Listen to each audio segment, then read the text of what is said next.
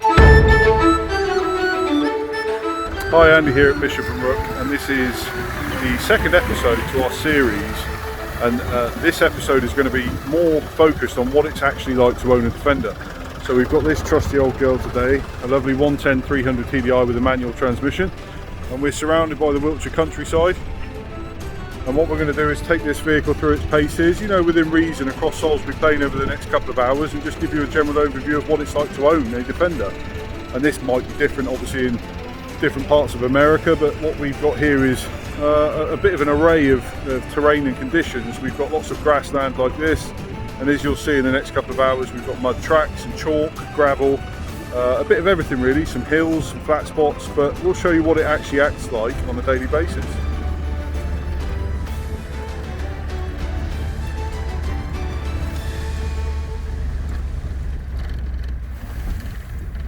So this is probably quite a good place to start. Inside the cab, there's a couple of things going on here that make this vehicle as able as it is off-road. It's easy to forget sometimes when they've got a really nice paint job and you spend a lot of time crawling around the mall car parks that actually this is one of the most capable 4x4 vehicles on the market, and always was, which is why it was favoured by the UK military and farmers alike. But just to give you an idea of the kind of things going on in here, it's very basic. But what it does offer is a permanent four-wheel drive system with high and low range, and also a centre locking diff. Now what that gives you the ability to do is to lock the centre diff and send the power equally between the front and rear axles. So they're solid beam axles front and rear, and it produces, you know, an open diff format drive while you're on the road, allowing you to turn circles without dragging wheels and tyres. But when you really need it and you're in trouble, you put it over into diff lock, and it locks the centre diff, which will give you the ability to drive out of quite sticky situations.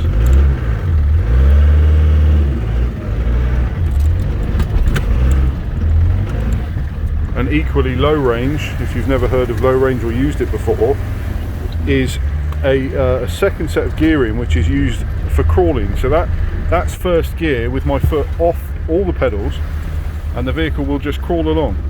And the idea behind this is that it produces quite a bit more torque, so that if you had to get up a very steep incline or you wanted to move at a much slower pace that was controlled and keep momentum, that low range would allow you to do that.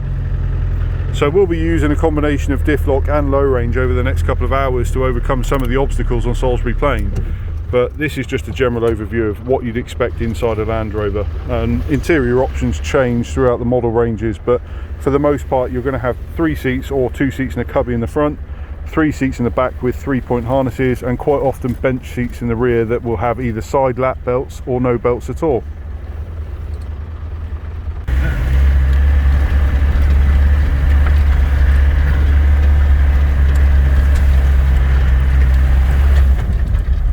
Here's another really good example of the kind of thing that this Defender is capable of. What we've got going on here is a cross axle. It's a good opportunity to show you what's going on here, because we've got a bit of uneven terrain which drops away on 2 sides. So what we've got is one axle bending in one direction and the other axle bending in the other direction, but all 4 wheels are maintaining contact with the ground. The Defender's ability to do things like this is second to none. The solid beams sometimes are a bit of a drawback on most vehicles, but the Defender does it really, really well, and this is a good example here.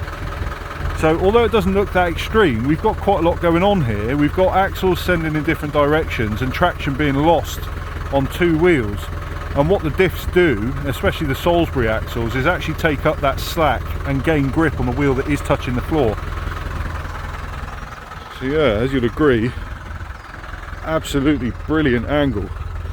And this goes so much further as well. You'll get those wheels tucking right up in the arches and the other ones dropping right away. And obviously you can adjust lots of things like this with lift kits and extreme flex suspension, and there's all manner of things to make this even more aggressive as an off-roader. This vehicle is completely stock. So there's no lift kit, there's no additional shock length, there is nothing. It's even got anti-roll bars. So as far as vehicles go, this one's probably set up more for tarmac than it is for off-road, but still very, very capable.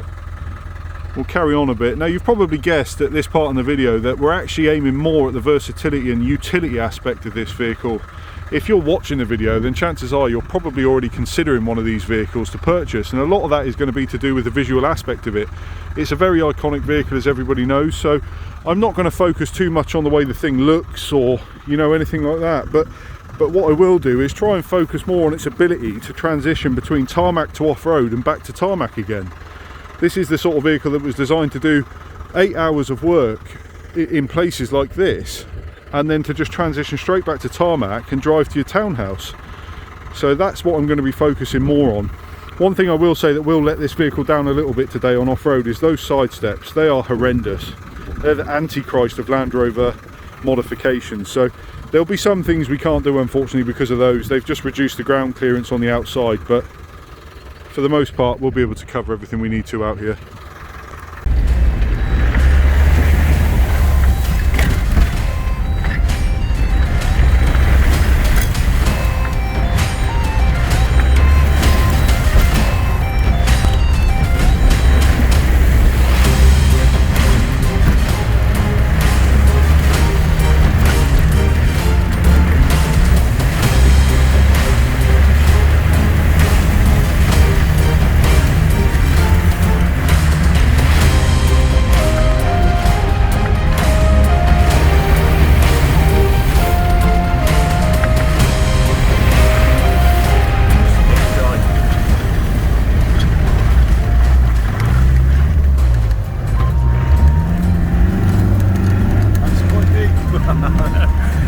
Get the fuck out of there a bit quick.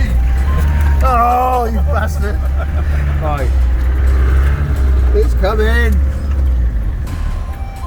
Hang on. Let it out.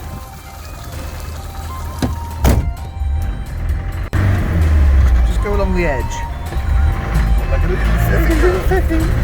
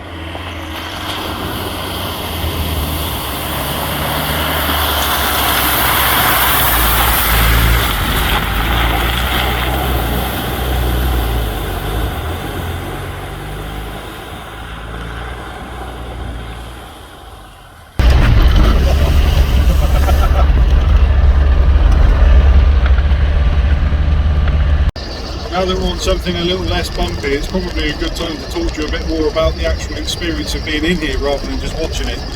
But one thing that goes without saying in this vehicle, it might be a little difficult to gauge from the video so far, is that the whole time we're doing this, and that's me and Tom over at Bishop+Rook as well, is we've had a smile from ear to ear. It's just so enjoyable, and everything becomes a detour.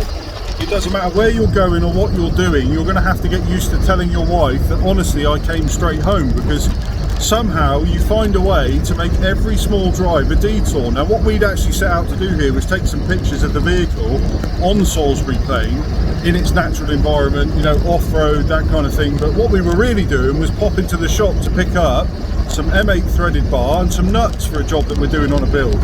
But what a perfect opportunity to disappear off the beaten track and to just enjoy ourselves for 20 minutes, half an hour. But the vehicle does it so well, you know, there isn't really anything this vehicle can't do, and it's just so much fun, so much fun.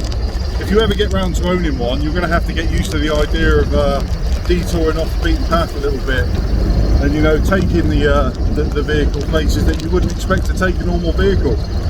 When you think about what these vehicles actually do and what they're capable of off-road, really the reliability that they produce is just unrivaled. You know, there isn't many vehicles in the world that will do what this vehicle does without causing problems. It's basic, but it works every time. You know, there are some things that go wrong with these, and people have said since Land Rover started making the Series 1, and I think off the top of my head was maybe around 70 years ago, that Land Rover have been turning normal people into mechanics for the past 70 years. and you'll learn your way around the vehicle and learn how to look after and maintain the vehicle. But when you look at what you expect from it, really you get a lot for your money. You know, there isn't a lot of other vehicles you could walk out and purchase and just do what this thing does without any hassle. Yeah, absolutely brilliant fun every time I do it. I've been doing this for 15 years now and have just enjoyed every trip out.